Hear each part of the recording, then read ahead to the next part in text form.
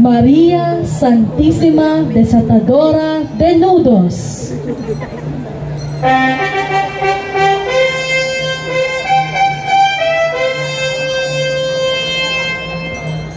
Maria, tagakalag ng mga buhol ng buhay.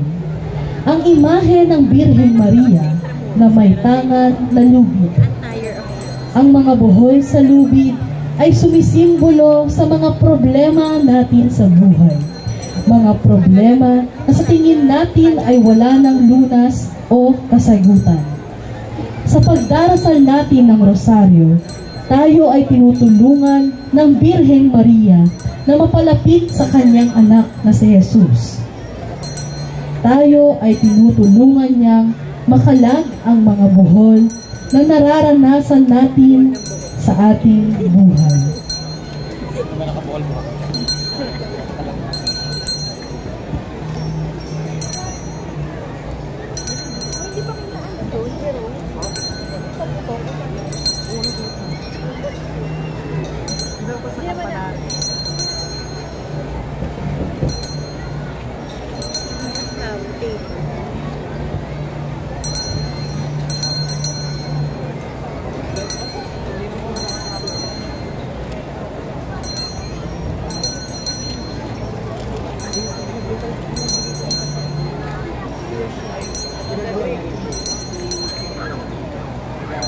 Maria, tagakalag ng mga buhol sa buhay.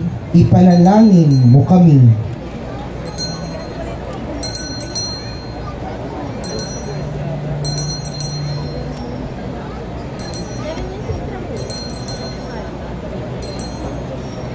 Nuestra Señora de las Flores.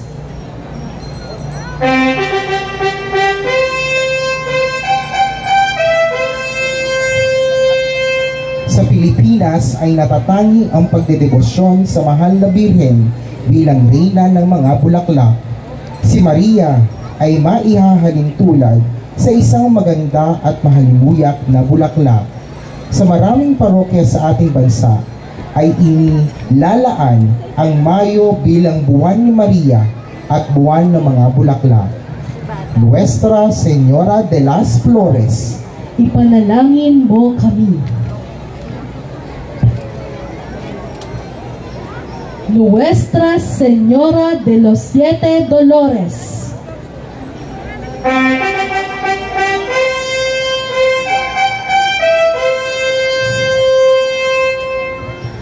Ang pagninilay sa pitong hapis ni Maria ay isang tanyag na debosyon ng ating pananampalatayang Katoliko.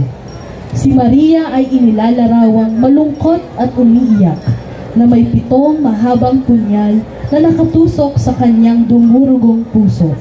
Simbolo sa pitong pangyayari sa kanyang buhay na nakapagdulot ng matinding kalungkutan o dalamhati. Nuestra Señora de los Siete Dolores. Ipanalangin mo kami.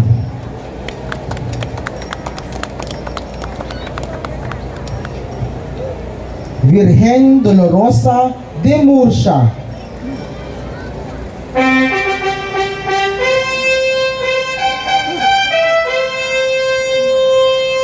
Ang Dolorosa de Murcia ay isang pinagpipitagang imahen ng mahal na Birheng Maria sa kanyang paghihinagpis noong si Kristo ay nakabayubay sa krus. Ang orihinal na imahen ng Virgen Dolorosa de Murcia ay inukit ni Francisco Salsilio sa San Bartolome, Murcia, Espanya. Ika-22 ng Oktubre, taong 2006 nang ang Virgen Dolorosa de Murcia ay ginawaran ng koronasyong kanonikal. Virgen Dolorosa de Murcia. Ipanalangin mo kami.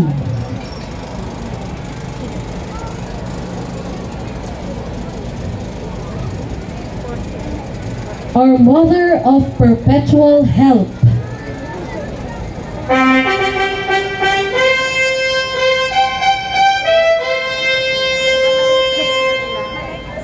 Ang orihinal na larawan ay nagmula sa Kreta sa Timog Gresya at dinala sa Roma ng isang mangangalakal matapos na nakawin.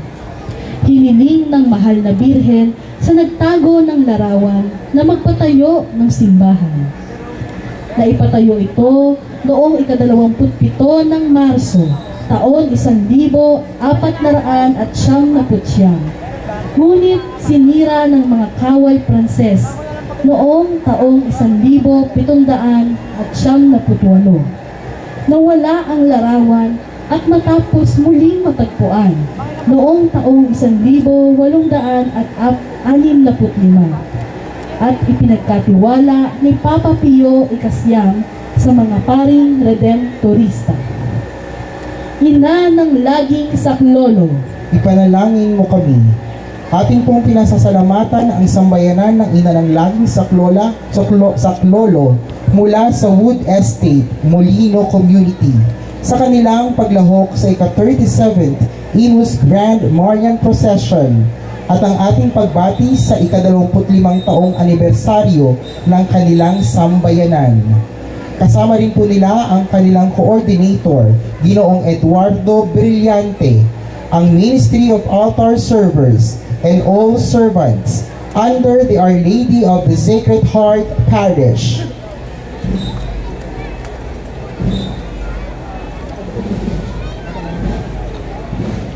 La Inmaculado Corazon de Maria.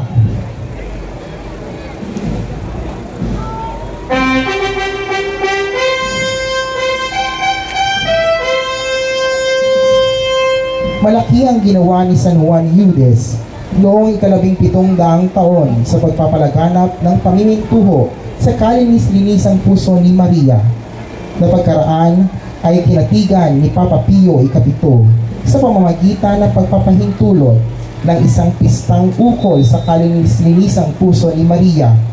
Ito ay larawan ng kanyang wagas na pag-ibig sa Diyos at sa atin, at ang kanyang kalinisan. Taong 1942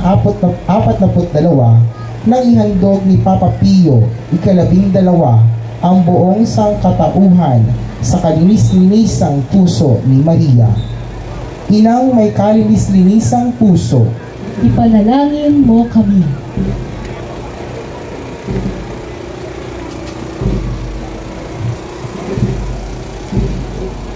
Ina Poon Bato,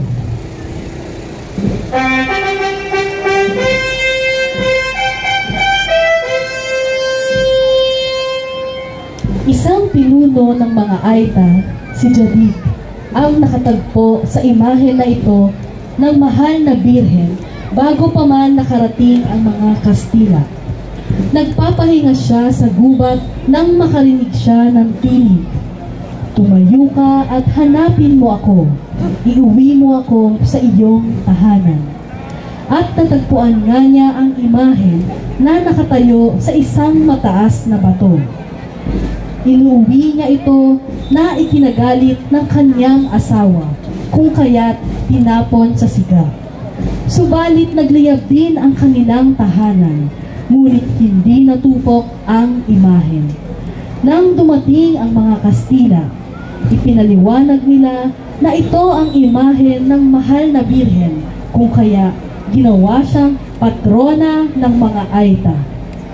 Ina Poon Bato, ipanalangin mo kami. Kasama po ng Ina Poon Bato, ang Imus Institute of Science and Technology and teaching personnel, teachers, staff, and students. Nuestra Señora de Salambao,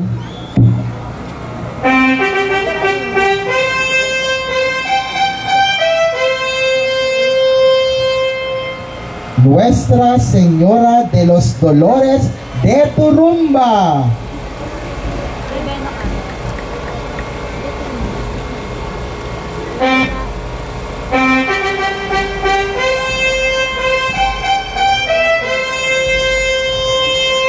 ang imahe ng Nuestra Señora de los Dolores de Turumba ay natagpuan ng mga mangingisda sa Pakhil sa Laguna de Bay noong ika-13 ng Setyembre taong 1788.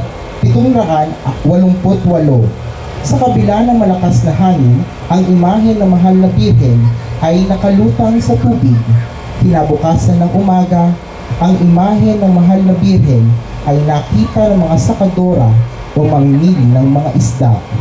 Namangha sila sapagkat sa kabila ng malakas na ulan noong gabi, ang larawan ng imahe ng mahal na birhen ay hindi nasira. Sa matinding kasiyahan at kagalakan ng mamamayan, sila'y nagsipagsayaw. Ang iba sa mga matatandang babae ay napasigaw ng "Turumba! Turumba!" May sumasagot naman ng sa Birhen! Nagpatuloy sa pagsayaw at pagkanta ang mga babae hanggang sa maipasok ang imahen sa loob ng simbahan ng Pakil. Kinawaran ang Birhen ng Turumba ng koronasyong kanonikal noong 15 ng Setyembre taong 2023. Mahal na Birhen ng Turumba, Ipanalangin mo kami.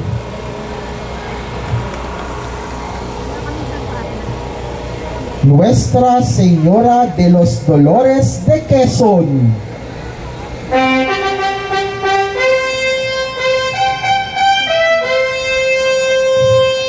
Hindi malinaw ang pinagmula ng mapaghimalang imahen ng Birheng nagdadalamhati sa Dolores de Quezon.